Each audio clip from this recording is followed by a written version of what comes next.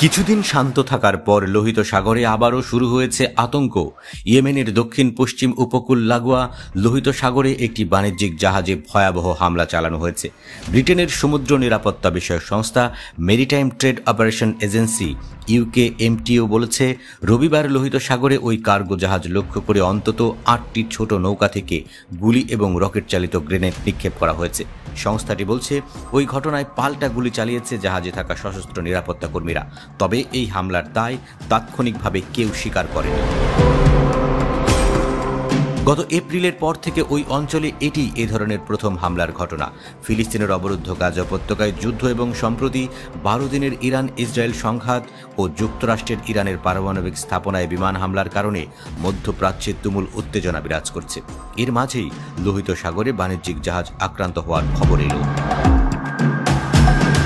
ব্রিটেনের সমুদ্র নিরাপত্তা বিষয়ক সংস্থা UKMTO এবং অ্যাম্ব্রো বলছে, ইয়েমেনের হুদাইদা বন্দর থেকে 51 নটিক্যাল মাইল দক্ষিণ পশ্চিমে ওই হামলা হয়েছে।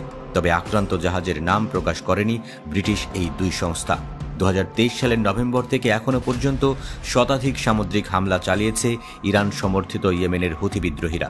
গোষ্ঠীটি বলছে, ইসরায়েল হামাস যুদ্ধে ফিলিস্তিনিদের সমর্থনে এই হামলা চালাচ্ছে তারা।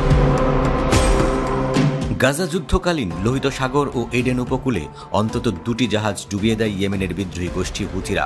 পাশাপাশি পশ্চিমা একটি জাহাজ ছিনতাই ও অন্তত 4 জন নাবিককে হত্যা করেছে তারা। হুথিদের হামলায় সমুদ্রপথের বৈশ্বিক যোগাযোগ ব্যবস্থা মারাত্মক ব্যাহত হয়েছে। অনেক কোম্পানি বিকল্প রুট ব্যবহার করে পণ্য পরিবহনে বাধ্য হওয়ায় খরচ বেড়ে গেছে। হুথিদের ক্রমবর্ধমান হামলার জবাবে যুক্তরাষ্ট্র গোষ্ঠীটির বিরুদ্ধে পাল্টা হামলা বৃদ্ধি করেছে। গত মে মাসে ইয়েমেনে হুথিদের উপর বিমান হামলা বন্ধ করার ঘোষণা দেন যুক্তরাষ্ট্রের প্রেসিডেন্ট ডোনাল্ড ট্রাম্প। ওই সময় তিনি বলেন, গুরুত্বপূর্ণ সামুদ্রিক পথে হামলা বন্ধ করতে রাজি হয়েছে হুথি বিদ্রোহীরা। চুক্তিতে যুক্তরাষ্ট্র এবং হুথি কোনো পক্ষই একে অপরকে হামলা চালাবে না মর্মে যুদ্ধবিরতিতে সম্মত হয়। এমনকি লোহিত সাগর ও বাব আল মান্দাব প্রণালীতেও হামলা বন্ধ রাখার শর্ত মেনে নেয় হুথি বাহিনী। সেই সময় এক বিবৃতিতে হুথিদের সঙ্গে চুক্তির বিষয়টি নিশ্চিত করেছিল ওমান। তবে গত জুনে হুথি বাহিনী হুমকি দিয়ে জানায়, ইরানের বিরুদ্ধে ইসরায়েলি হামলায় যুক্তরাষ্ট্র যদি অংশ নেয় তাহলে আবারও লোহিত সাগরে মার্কিন জাহাজগুলোতে হামলা চালানো হবে।